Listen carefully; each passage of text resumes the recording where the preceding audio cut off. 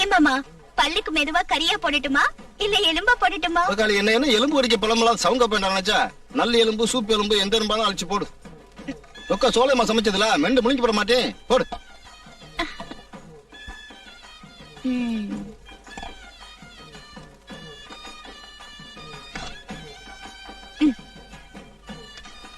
மாமா நல்லா சாப்பிடுங்க, உடம்பு ரொம்ப இழைச்சிருச்சு.